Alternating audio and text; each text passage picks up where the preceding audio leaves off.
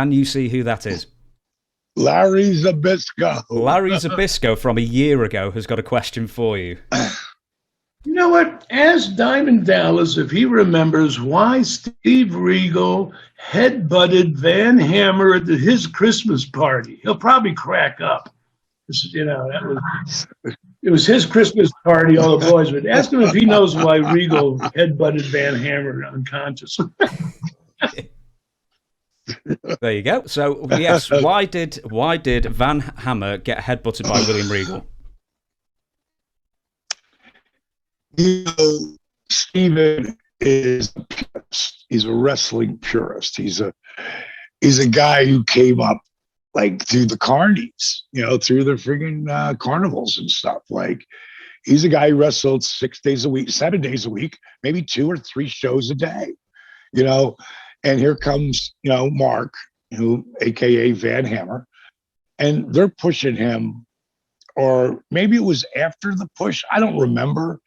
But they gave him a pretty good push, you know, and Mark, you know, like, I don't know exactly what happened, but there was no love lost between those two, you know, because kind of Hammer was like new school, you know, and Steve, who, even though Steve was new school because he was so young, he was younger than Hammer, I think, but he'd been doing it for so long. And he just never liked him. And when someone works their ass off to get there, like, you know, Steve, you know, and it's kind of given in the beginning. And if Mark Van Hammer could do it all over again, he wouldn't have wanted the push because it put so much heat on him. And he's a really good guy and a smart dude. But when you walk in and you see the guy and he's 280 pounds and just looks like a Greek god. I mean, today in his 60s, he's still 265 and looks ridiculous. I mean, how good he just had insane genetics. But at that party, there was over 200 people at my house. And this is my first house. So it was a fraction of the size of this one.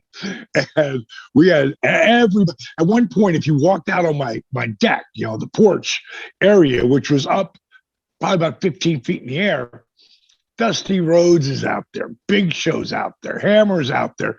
I mean, there must have been 5 or 6 ton out there, you know, 40 people. And at some point I started thinking, oh my God, if this ever goes down, it'll wipe out 2/3 of the roster. You know, I'm like, hey guys, let's get some people inside. I don't know if my porch can handle this.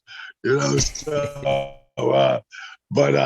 yeah, that's funny. Yeah, Zabisco. I mean, everybody was there.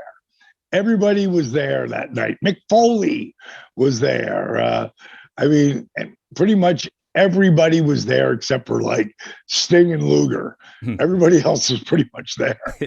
Was this because they didn't turn up? I mean, you didn't not invite them for any reason, did you? Oh, I invited everybody. I love Sting and Lex, but you know they were family men back then.